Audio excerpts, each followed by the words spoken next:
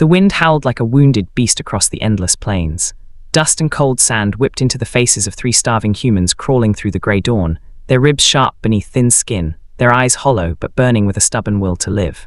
The oldest of them, Kale, barely 20 summers old, dragged his body forward one slow step at a time, his legs trembling.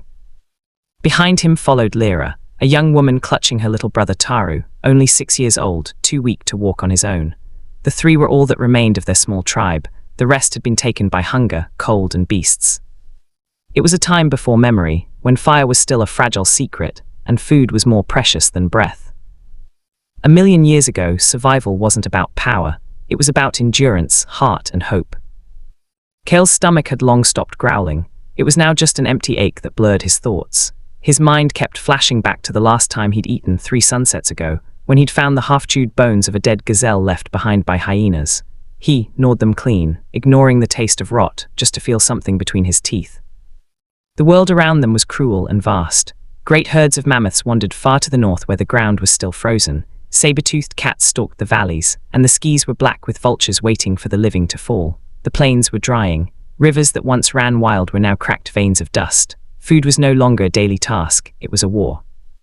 Lyra's voice broke through the silence. "Kale, Taru cannot go further." Kale turned, the boy's small body trembled in her arms. His lips were blue, his eyes dull. Kale's heart clenched. He knelt beside them, brushing the child's hair away. "We will find food," he whispered, though his voice carried no strength. Just a little more. He looked at the horizon and saw smoke. Faint, far away, rising like hope itself. Maybe another group, maybe fire, maybe death, but he had to try. They walked for hours until their feet bled, drawn by that thin column of smoke. The sun rose and burned their backs, the ground cut their soles. Lyra stumbled but never let the boy slip from her arms. Kale led them with the instinct of a born survivor, cautious, silent, ready to kill or run. When they reached the valley, the scent of roasted meat filled the air. Kale crouched behind a rock and saw them, the stone clan, larger and stronger, with 10 members gathered around a fire, feasting on the carcass of a wild boar. His mouth watered at the sight, but his gut twisted with fear. They were enemies. The stone clan took what they wanted: women, fire, and flesh. Kale had seen what they did to wanderers. Yet behind him, Taru whimpered weakly. Hunger had no mercy. Kale knew he had 2 choices: risk everything or watch them die slowly. He whispered, "Stay here, hide." Lyra grabbed his arm. "Kale, no." He looked at her, his eyes hard. "If I don't come back, take him east. Follow the wind." As night fell, Kale crept toward the camp like a shadow. His hands trembled not from fear, but from weakness. He waited until the clan slept, the fire still glowing low. Then, heart-pounding, he crawled closer to the leftover bones. He reached out and froze. A guard, half asleep, stirred. Kale's pulse roared in his ears. The man rolled over and snored again. Kale snatched a chunk of meat and a half-burnt bone, then turned to run. A stick cracked beneath his foot. The guard's eyes snapped open. "Who's there?"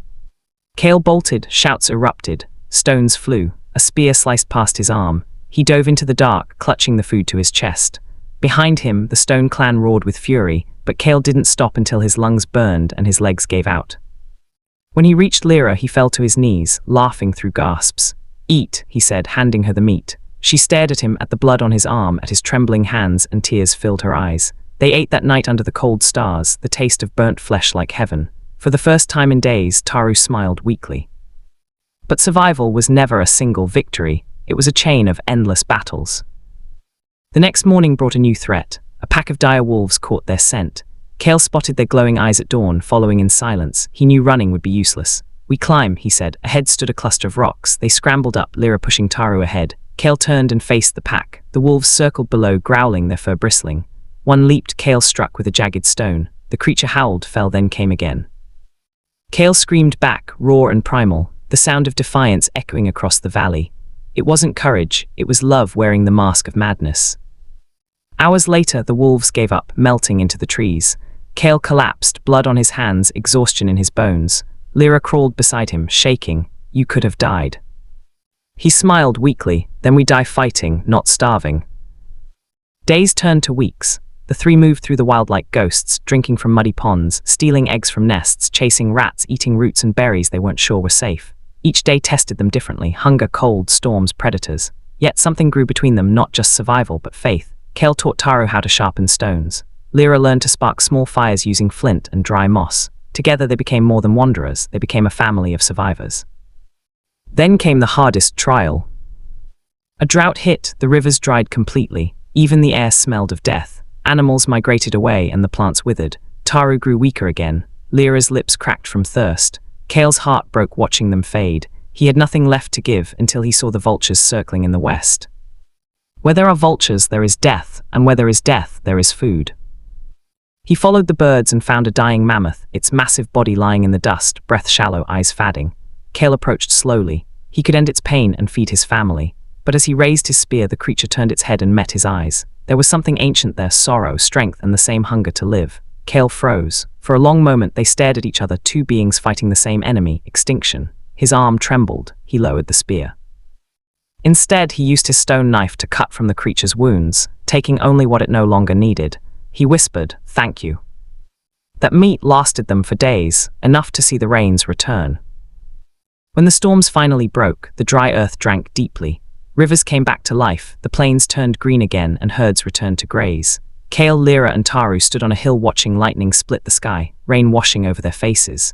They were no longer the same people who had crawled across the wasteland. They had learned the oldest truth of all, that survival isn't about killing, it's about protecting what you love. Years later, when Kale grew old and his hair turned grey, he taught Taru the same words that had saved them. The earth gives, we only need to listen. Those words became the start of a tradition, one that would echo across generations of humankind, shaping the spirit of cooperation that built the world we know.